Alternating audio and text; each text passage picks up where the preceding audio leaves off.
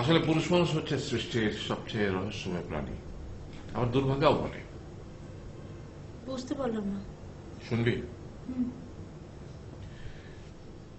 গাধাকে সৃষ্টি করার পর তাকে বলা হলো সকাল থেকে সন্ধ্যা পর্যন্ত তাকে ক্লান্তিহীন পরিশ্রম করতে হবে।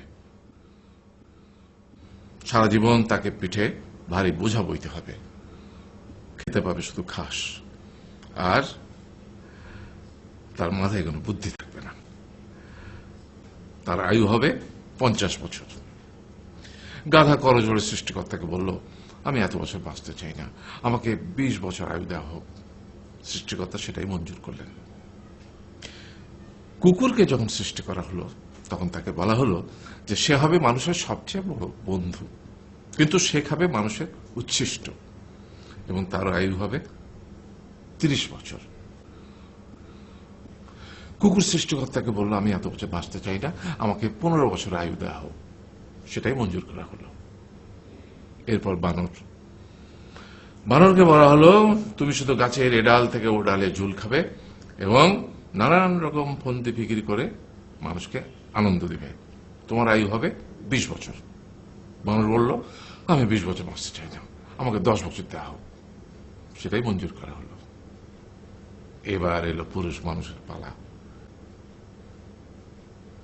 তাকে বলা হলো যে তুমি হলে প্রাণীগুলোর মধ্যে সবচেয়ে বিচক্ষণ এবং বুদ্ধিমান, সেই জন্য তোমাকে প্রাণীদের শিরোমণি করা হলো, এবং তোমার আয়ু হবে 20 বছর। তখন পুরুষ মানুষ বলল, করজোড়ে বলল সৃষ্টিকর্তাকে যে 20 বছর আয়ু অত্যন্ত কম, হে প্রভু, আমাকে ওই গাধার সে যে 30 বছর আয়ু চায়নি সেটা আমাকে দেয়া হোক, ওই যে কুকুর 15 বছর ফিরিয়ে দিয়েছিল সেটাও আমাকে দেয়া হোক, আর যে বানর 10 বছর নেয়নি সেটাও আমাকে দেয়া হোক। 20 বছর অত্যন্ত কম, আমি দীর্ঘদিন বাঁচতে চাই। সৃষ্টিকর্তা সেটাও মঞ্জুর করলেন। তারপর কি হলো?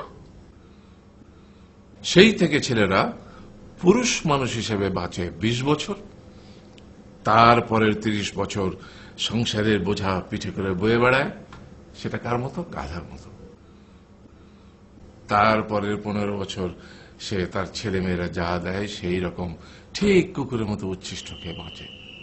আর তারপরে বৃদ্ধ বয়সে ঠিক বানরের মতো, যেমন গাছের এডাল থেকে ওডাল ঝুল খায় বানর, তেমনি এই ছেলের বাড়ি থেকে ওই ছেলের বাড়ি, আর নানান রকম ফন্দি বিক্রি করে তার নাতি নাতনিদের আনন্দ দেওয়ার চেষ্টা করে।